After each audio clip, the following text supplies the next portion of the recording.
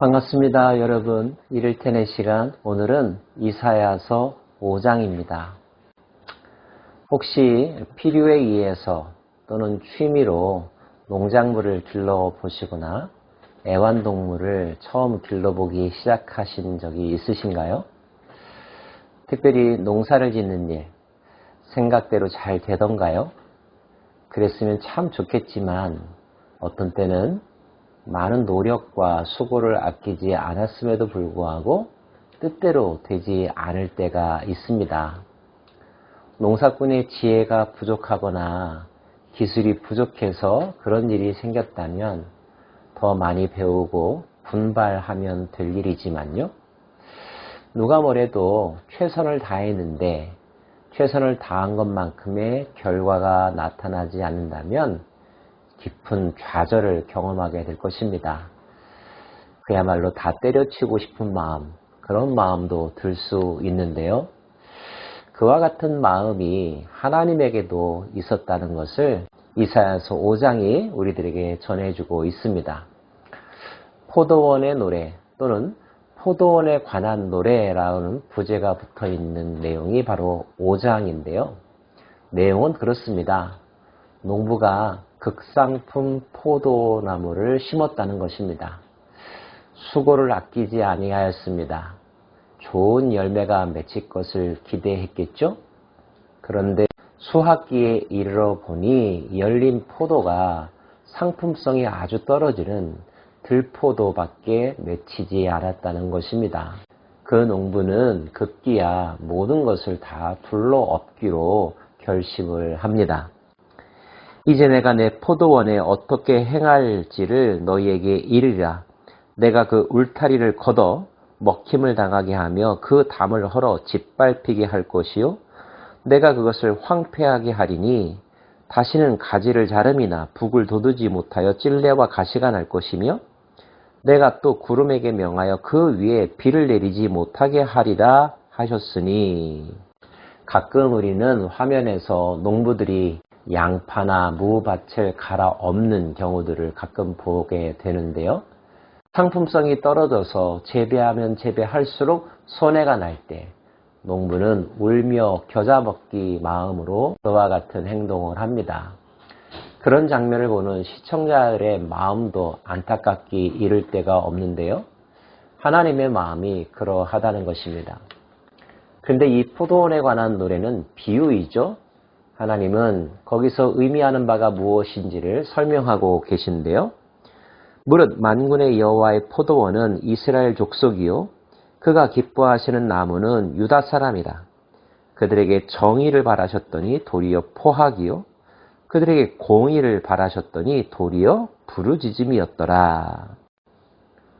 정의와 공의의 세상을 꿈꾸면서 기대하면서 사랑과 열심을 쏟아 부었는데 결국 맺힌 것은 포악함이요 울부짖음만이었다는 것입니다. 유다 백성들을 향한 하나님의 실망이 얼마나 컸던지요.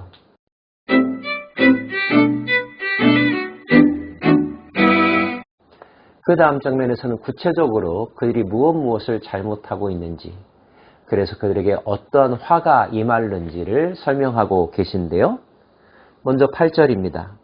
가옥에 가옥을 이으며 전토에 전토를 더하여 빈틈이 없도록 하고 이 땅 가운데서 홀로 거주하려 하는 자들은 화 있을진저.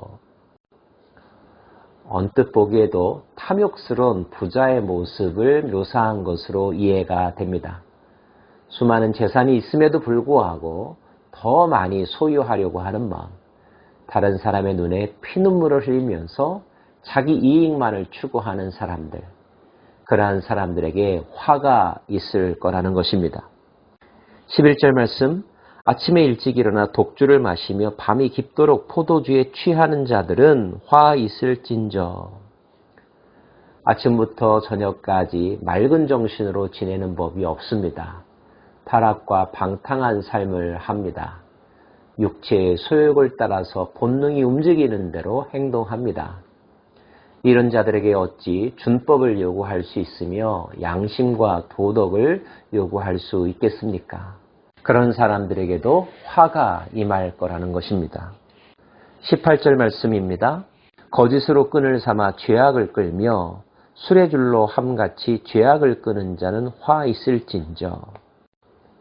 악행을 행하는 자, 다른 사람을 착취하는 자, 폭력을 행하는 자, 그래서 다른 사람들을 불안하게 만들고 공포를 조성하고 물리적인 힘으로 다른 사람들을 괴롭히는 이들에게 화가 임할 것임을, 악을 선하다 하며 선을 악하다 하며 흑암으로 광명을 삼으며 광명으로 흑암을 삼으며 쓴 것을 단 것으로 삼으며 단 것으로 쓴 것을 삼는 자들은 화 있을진저. 스스로 지혜롭다 하며 스스로 명철하다 하는 자들은 화 있을진저. 포도주를 마시기에 용감하며 독주를 잘 빚는 자들은 화 있을진저. 거짓된 가치관을 심어주고 사람들을 혼돈에 빠뜨리는 자들, 결국 파멸의 길로 이끌어가는 사람들, 지혜롭다, 명철하다, 자신의 지식을 뽐내면서 화려한 언변으로 사람들의 마음을 미혹하는 자들, 인간의 이성과 지식을 우상화하는 이들, 그런 이들에게 화가 있을 것임도 말씀하고 계십니다. 사실 이 모든 것들은 하나님께서 원래 의도하셨던 바는 아니었죠. 하나님은 인간이 부유하게 살기를 원하십니다. 하고 싶은 것을 이룰 수 있는 꿈과 노력과 기회들을 주기를 원하십니다. 지혜롭게 살아가기를 또한 원하십니다. 하지만 인간들은 그것들을 주신 하나님의 선한 의도와는 상관없이 악용하고 남용하고 자기 이익만을 위해서 사용했습니다. 다른 사람을 고려하지 않았고 배려하지 않았습니다. 결국 공의가 무너지고 정의가 무너지게 되었다는 거죠. 두고 볼 수 없을 만큼 그 정도가 매우 심각했습니다. 결국 하나님은 이런 결정을 하기에 이르셨죠. 그러므로 여호와께서 자기 백성에게 노를 바라시고 그들 위에 손을 들어 그들을 치신지라. 산들은 진동하며 그들의 시체는 거리 가운데서 분토같이 되었도다. 그럴지라도 그의 노가 돌아서지 아니하였고 그의 손이 여전히 펼쳐져 있느니라. 또 그가 기치를 세우고 먼 나라들을 불러 땅끝에서부터 자기에게로 오게 하실 것이라. 그날에 그들이 바다 물결 소리같이 백성을 향하여 부르짖으리니 사람이 그 땅을 바라보면 흑암과 고난이 있고 빛은 구름에 가려서 어두우리라. 여호와께서 자기 백성에게 노를 바라신다는 표현이 있습니다. 인간이 좀 잘못했기로서니 하나님께서 모든 것을 둘러엎으실 정도로 화를 내신다고? 그래도 자기 자식인데 자기 자식이라고 함부로 매질을 한다고? 요즘에 사람들이 갖는 일반적인 생각이죠. 그런데 성경에서 하나님께서 화내실 때는 대전제가 있습니다.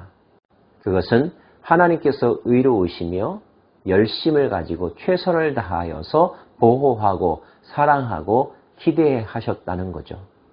16절 말씀입니다. 오직 만군의 여호와는 정의로우심으로 높임을 받으시며 거룩하신 하나님은 공의로우심으로 거룩하다 일컬음을 받으시리니.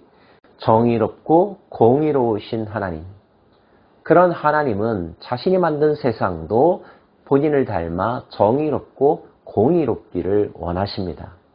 그런데 그렇게 되지 않을 때, 하나님의 작품이 하나님을 드러내지 못하게 될 때 더 이상 하나님의 손길은 의미가 없게 되는 거죠.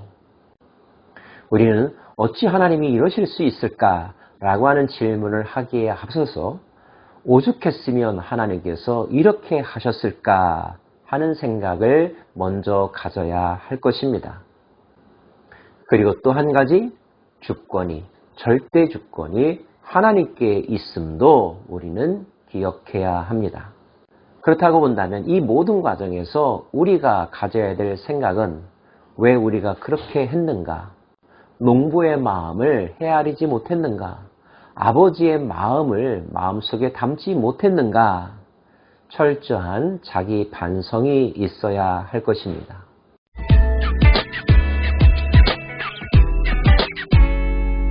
두 가지 단어가 기억되기를 원합니다. 정의와 공의.